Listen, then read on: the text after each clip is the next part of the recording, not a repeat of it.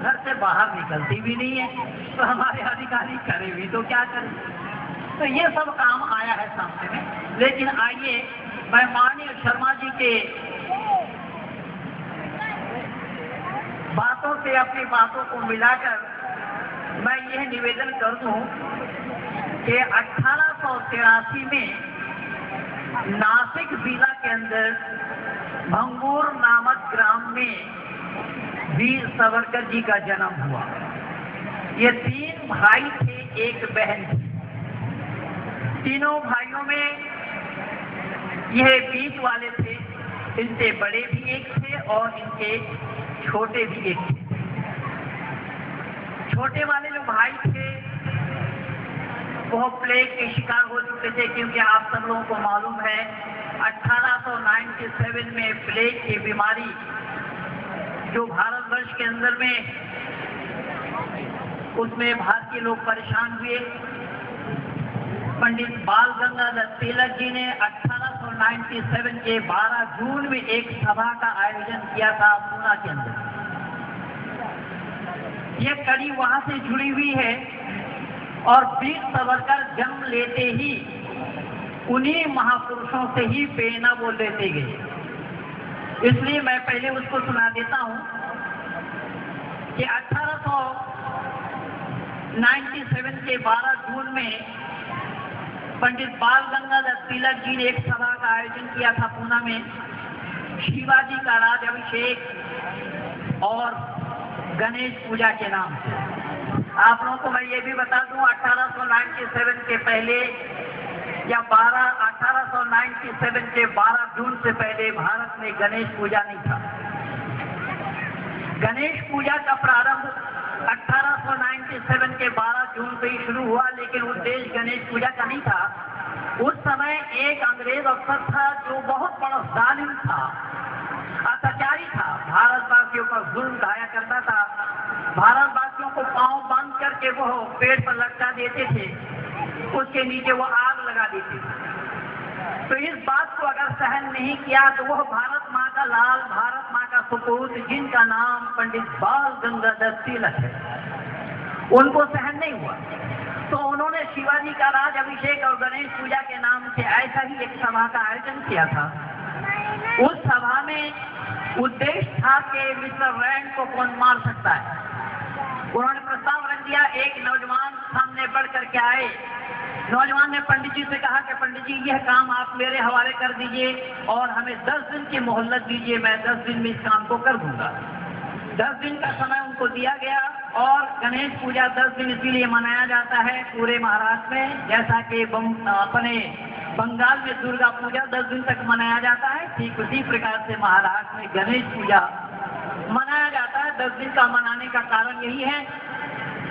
ठीक 10वां दिन में उस नौजवान ने मिस्टर रैंड को इस दुनिया से छुट्टी करा दी। राज अंग्रेजों का था, लेकिन अंग्रेजी राज में उन अंग्रेज अधिकारियों को पता नहीं लग पाया कि मिस्टर रैंड नामी अंग्रेज अधिकारी को मारा किसने। इसका पता लगाने के लिए उन्होंने 20,000 रुपए इनाम के लिए घोषणा की। उस 20,000 रुपया इनाम के पाने के लिए एक राष्ट्रद्रोही जिसका नाम था गणेश शंकर द्रविड़, वो सामने आया, पुलिस का मुखबिर बन गया, सरकारी गवाह बन गया। उसने बता दिया मिस्टर रैंड को किसने मारा है। वो भी 3 भाई थे, जैसे वीर सावरकर के 3 भाई थे, ये मिस्टर रैंड को मारने वाले भी 3 भाई थे। मैं नाम आप लोगों से ही सुनना चाहूंगा कि आप लोगों को कितना, आप लोगों की याददाश्त कितनी अच्छी है। तो उस गणेश शंकर द्रविड़ ने बता दिया कि मिस्टर रैंड नामी अंग्रेज को किसने मारा। जिसने मारा उनको और उनके जो छोटे भाई थे, इन दोनों भाई को पकड़ लिया गया, दोनों भाई को फांसी पर लटका दिया गया। बचे थे इनके छोटे वाले भाई, वो अपने माँ से कहने लगे कि माँ अगर तू अनुमति देती है तो मैं इस गणेश शंकर द्रविड़ को दुनिया से छुट्टी करा दूं। और माँ तो माँ है, माँ के अंदर में माया, ममता, स्नेह, प्यार, मोहब्बत, वात्सल्यता जो माँ अपने नजर के सामने में दोनों बेटे को फांसी के फंदे को चूमते हुए देखी, एक ही कलेजा का टुकड़ा बचा हुआ, माँ कैसे कर सकती थी भला कि हाँ तू भी काम को कर ले। माँ मौन रह जाती है। बेटे ने कहा, क्या मां, मौनम स्वीकृति लक्षण, मुझे ऐसा लग रहा है कि मौन रखना स्वीकृति का लक्षण है। ये कहते ही वो बच्चा निकल पड़े, अपने एक मित्र को साथ लिया और मित्र को गणेश शंकर द्रविड़ के घर दौड़ाया और कहा कि मुझको बुला कर लाओ, पुलिस वाले उनको याद कर रहे हैं, ये कहना। जब गणेश शंकर द्रविड़ बाहर आया तो इन्होंने गोली का निशाना बनाया, लेकिन वो बच नहीं पाए, उन्हें भी पकड़ लिया गया। ये तीनों भाई थे। एक माँ ने अपने नजर के सामने में तीनों बेटों को फांसी के फंदे को चूमते हुए देखी थी। उस माँ का नाम आज इतिहास के पन्नों में ढूंढ डालिए, मिलना मुश्किल है, लेकिन जिनके हाथ से एक भी मक्खी और मच्छर नहीं मरे हैं, ऐसे लोगों के नाम आप पा जाएंगे। अगर मैं आप लोगों से ये पूछूं कि भारत का कौन एक परिवार है जिस परिवार से 3 आदमी को प्रधानमंत्री बनाया जा चुका है, और शायद चौथा का नंबर है, लेकिन सुब्रमण्यम स्वामी रहते हुए आएंगे नहीं। मैंने निवेदन किया कि उस परिवार को शायद आप बता देंगे कि वो परिवार कौन है जिस परिवार से 3 आदमी को प्रधानमंत्री बनाया गया। लेकिन मैं जिस परिवार के लिए चर्चा कर रहा हूँ, एक माँ थी जिस माँ ने अपनी नजर के सामने में तीनों बेटों को फांसी के फंदे को चूमते हुए देखी थी। उस परिवार का नाम मालूम है आप लोगों? चाफेकर बंधु परिवार। बहुत कम ही लोगों को जानकारी है, एक ही नहीं बोला है चाफेकर, लेकिन वो तीनों भाइयों का नाम भी मालूम है साहब। तीनों भाइयों का नाम मालूम नहीं कि चाफेकर बंधु तो उन्होंने बताया चाफेकर, लेकिन तीनों भाइयों का नाम सुनिए। बड़े वाले भाई जिन्होंने गणेश शंकर द्रविड़ को मारा, उनका नाम दामोदर चाफेकर। बीच वाले भाई बालकृष्ण चाफेकर, और छोटे वाले भाई जो गणेश शंकर द्रविड़ को मारा, उनका नाम वासुदेव चाफेकर। तो मैंने निवेदन किया कि ऐसा ही जो प्रेरणा वीर सावरकर ने जन्म लेने के बाद, होश संभालने के बाद इन्होंने प्रेरणा ली किन लोगों से? उन्हीं लोगों से। वो पूना वाली घटना से ही उन्होंने प्रेरणा ली और शिवाजी को अपना आदर्श माना। मैं अगर सच्चाई बताने लगूं तो शायद मुझे ऐसा लगता है कि हम हिंदू कहलाने वालों के लिए हमारे 3 प्रतिनिधि हैं। पहला नाम है शिवाजी, दूसरा नाम है स्वामी जी, और तीसरा नाम है नेताजी। मैं दावा के साथ कह रहा हूं कि नेताजी कह के अगर किसी को पुकारा गया तो वह सुभाष चंद्र बोस को पुकारा गया, और वीर कह के किसी को पुकारा गया वो महान विभूति, वो भारत माँ का लाल, वो भारत माँ के सपूत जिन्होंने 26 वर्ष में इतना काम किया है, उनके जीवनी को 26 वर्ष के जीवनी को बताने के लिए मैं एक जन्म में बता नहीं पाऊंगा। इससे ही अंदाजा लगा दीजिए कि वीर सावरकर कौन थे। मूल मोटी मोटी बातों में रख रहा हूँ। 1905 में उन्होंने BA पास किया। 1905 भी बड़ा ऐतिहासिक है हम भारतवासियों के लिए। 1905 में इंडिया हाउस की स्थापना हुई, जिस इंडिया हाउस के दूसरा अधिकारी के रूप में वीर सावरकर को सौंपा गया। इंडिया हाउस के संस्थापक का नाम था श्यामजी कृष्ण वर्मा। श्यामजी कृष्ण वर्मा से सारा प्रेरणा इन्होंने ली और श्यामजी कृष्ण वर्मा के अनुयायी बन करके उनके छूटे हुए काम को इन्होंने पूरा किया। वीर सावरकर 1906 में गए थे उस इंडिया हाउस में। उस इंडिया हाउस 1905 में जो अलीगढ़ मुस्लिम यूनिवर्सिटी आप बता रहे हैं, लेकिन वहां पर ना तो मुसलमान पढ़ने वाला कोई था ना पढ़ाने वाला था, ये सब अंग्रेजों का ही चाल था। अंग्रेजों ने ये सारा काम किया था। तो 1905 में उसका भी जन्म हुआ। 1905 में इंडिया हाउस की स्थापना हुई। 1906 में वीर सावरकर गए। वीर सावरकर के पिता प्लेग की बीमारी से मर जाने से ये अंग्रेज सरकार ने उनको गांव से बाहर निकाल दिया था। छोटे वाले भाई उनके शिकार बन गए थे। किन किन मुसीबतों का सामना इन्होंने किया। जब 1906 में वहां पर पहुंचे, कार्जन वैली को भारत में मारना चाहते थे श्यामजी कृष्ण वर्मा, लेकिन श्यामजी कृष्ण वर्मा को मान नहीं पाए। वीर सावरकर के जो बड़े भाई थे उनको देश निकाला किया था, यानी उनको काला पानी की सजा अंग्रेज ने दी थी।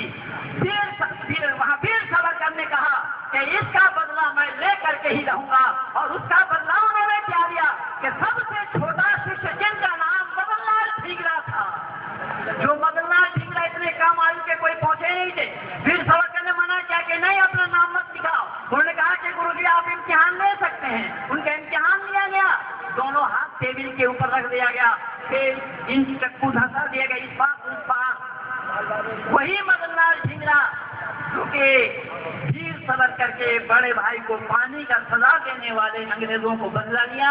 यानी उस अंग्रेजों के देश में मदनलाल ढींगरा ने एक अंग्रेज जिसका नाम मैं अभी अभी बताया हूँ, जो श्यामजी कृष्ण वर्मा भारत में मारना चाहते थे गार्जियन वैली, उसी के देश में वो मार गिराया। ये श्रेय अगर किसी को गया तो वो वीर सावरकर को जाता है। अगर वीर सावरकर मदनलाल ढींगरा को तैयार न करते होते तो उन अंग्रेजों के साथ बदला लेना इतना आसान काम नहीं था। मैं दावा के साथ कह रहा हूँ, वीर सावरकर को क्या पता था कि उनकी लिखी हुई पुस्तकों पर प्रतिबंध लगा दी जाएगी। जो अभिनव भारत एक संस्था उन्होंने कायम किया, उस अभिनव भारत संस्था के माध्यम से शारीरिक, आत्मिक और सामाजिक उन्नति और ये प्रेरणा उन्होंने ऋषि दयानंद से ली थी, उसी को चरितार्थ किया, उसी को आगे बढ़ाते रहे और नौजवानों को तैयार करते रहे कि कौन वो नौजवान है। जैसा कि श्यामजी कृष्ण वर्मा का ऐलान है कि पढ़े तो अंग्रेजों के पास, पर अंग्रेजों के पास नौकरी ना करे, वो नौजवान सब हमारे पास आए। वीर सावरकर सभी उनको संभालते रहे।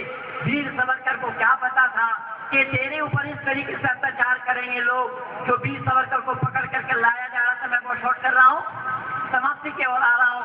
वीर सावरकर को पकड़ करके लाया जा रहा था, जब उन्होंने जहाज में उनको बिठा करके लाया जा रहा था, जहाज से समुद्र में छलांग लगाए, अधिकारी पुलिस वाले परेशान, श्यामजी कृष्ण वर्मा के पास पहुंचे, कैसे कैसे फिर उनको पकड़ करके लाया गया।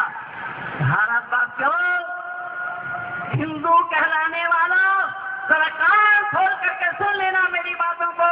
वो वीर सावरकर, वो भारत माँ का लाल, जिन्होंने अपने प्रताप उन अंग्रेजी राज में, अपने में देश में भी दिखाया, उन अंग्रेजी राज में भी दिखा करके आया, उसे वीर सावरकर को कोलू का बैल बना करके सरसों का तेल अंग्रेजों ने निकाला। जो रोटी उनको खाने के लिए दी जाती थी, उनमें आटा में कंकर और पत्थर मिला करके दिया जाता था। लेकिन मेरे आंख भर आ रहे, मैं क्या बताऊं, ऐसे वीर सावरकर के चित्र को ये मणिशंकर अय्यर जानते हैं, जो आप लोग भी कांग्रेसी हैं या कांग्रेसी हैं, ये तो फेसबुक में देखने वाले को मालूम है। इस मणिशंकर अय्यर ने उनके चित्र को लोकसभा में रहने नहीं दिया। वीर सावरकर को क्या पता था कि जिस मुल्क वालों के लिए, जिस देशवासियों के लिए तू इतना कर रहा है, तेरे फोटो भी ये कांग्रेसी लोग जो कि अंग्रेजों का बनाया हुआ है, अंग्रेजों का जन्म दिया हुआ है, वो हिंदुत्व को क्या जानेंगे भला, वो राष्ट्र को क्या जानेंगे भला, वो राष्ट्रीयता को क्या जानेंगे भला। इसलिए मैं कहने के लिए मजबूर हो रहा हूँ कि रक्त अब मेरा मुझे को चल रहा है, जहर की उन लोगों के दिल में घुल रहा है। धर्म के विष का बमन करता फिरे जो, सब वो हमारे घर में पल रहा है। हर शहर में, हर घर में, हर आंगन में लावा, देश देखो धू धू करके चल रहा है। भयानक खेल की मोहरे बने तुम आज कैसे, शतरंज पर ये कौन जाने चल रहा है। माँ को डाइन कहने वाले तू भी सुन ले। जरूर आप लोगों को भी मालूम है कि भारत माँ को डाइन कौन कहता है, तो उनके लिए मैं कह रहा हूँ कि माँ को डाइन कहने वाले तू भी सुन ले। शिवा से वीर का फन सदा भी चल रहा है। तिरंगना हरिक जहाँ झांसी की रानी वीर उधम सिंह और बिस्मिल रहा है। आखिरी पंक्ति पर ध्यान देना, बुखारी हो शाहबुद्दीन हो या और कोई, कुचल दो सांप का फन, बस यही एक हल रहा है। इन्हीं शब्दों के साथ मैं पैमाने को विराम दे रहा हूँ। ये सारा खजाना मेरे पास है, कभी मौका मिलेगा तो घंटों बोल करके आप लोगों का उत्साहवर्धन करूंगा। माननीय प्रधान जी कुछ कहने के लिए आ रहे हैं। आप सब उपस्थित जनों का धन्यवाद, अपने अधिकारियों का शुक्रिया कि हमारे अधिकारियों ने, मैं ये हिंदू सभा महासभा का ही अंग रहा। 83-84 में मेरा प्रारंभिक काल था। हमारे भाई साहब बता नहीं पाए, मैं मुस्लिम समाज से ही संबंध रखता था। मुस्लिम परिवार में ही मेरा जन्म हुआ था। मैं 1983 में सत्य सनातन वैदिक धर्म को जन्म अपनाया और इस अखिल भारत हिंदू महासभा के उपाध्यक्ष होते थे इंदर जी शर्मा, उनके साथ मेरा संपर्क बना। हर महीना में यहाँ एक प्रोग्राम देने के लिए मैं आता था क्योंकि ये हिंदू महासभा और आर्य समाज, ये दो संस्था है जो राष्ट्रीयता का प्रचार किया, नौजवानों को निर्माण किया, चरित्र का निर्माण किया। चारित्रिक शिक्षा अगर किसी ने दी है तो ये दो संगठन का नाम स्वर्णिम अक्षरों में लिखा हुआ है। इसीलिए मैं निवेदन कर रहा हूँ कि सही अर्थों में आप लोग अगर सच्चाई को जानना चाहते हैं तो आप लोगों का सहयोग अनिवार्य है। आइए हिंदू महासभा के साथ जुड़िए और इस राष्ट्र को समृद्धिशाली बनाने का संकल्प लें। इन्हीं शब्दों के साथ पुनः आप सभी लोगों का शुक्रिया अदा करते हुए वाणी को विराम दे रहा हूँ। पुनः आप लोगों को धन्यवाद।